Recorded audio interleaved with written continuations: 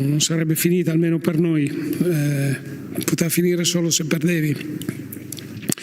E adesso dipende comunque, rispetto alle ultime settimane, dipende da noi, non dobbiamo più sperare nei risultati di altri, e questo è comunque un vantaggio rispetto alle ultime settimane. Poi la partita a Verona sarà importantissima, sarà difficile, perché giustamente tutte le squadre stanno cercando di fare il massimo, si è visto anche oggi, però oggi intanto siamo felici di aver vinto il derby e poi abbiamo una settimana per preparare quest'ultima gara, che se riuscissimo a vincere allora potremmo veramente dire aver fatto una stagione straordinaria oltre aspettative. Carlo lì. Gasperini, si sente? Gasperini, che non so il grande ritorno. Gasperini, buon pomeriggio, scusi. Io le volevo chiedere il primo pensiero che ha avuto quando è terminata la partita, perché forse un mese fa a Roma ci credeva solo lei che questa era una squadra che poteva andare in Champions League.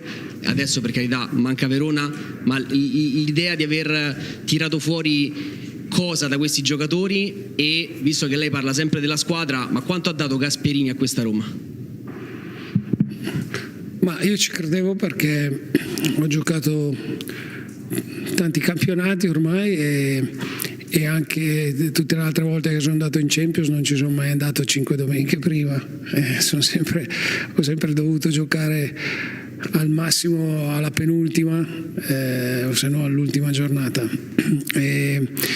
e sapevo benissimo che poi quando si arriva in questo periodo del campionato, insomma, diventa un altro tipo di campionato.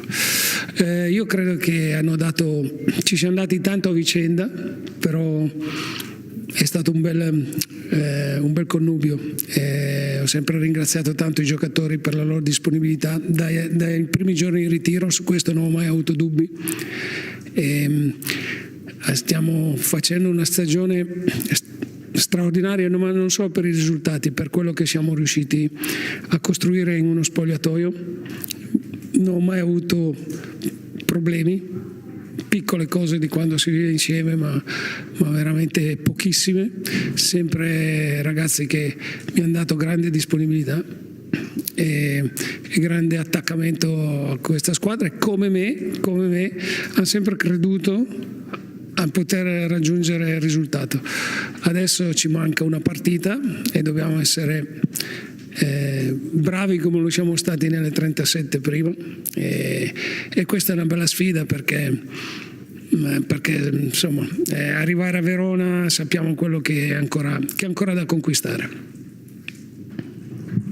Mister, sono qui, buonasera, complimenti per la vittoria. Grazie. E per il piazzamento finito nel campionato.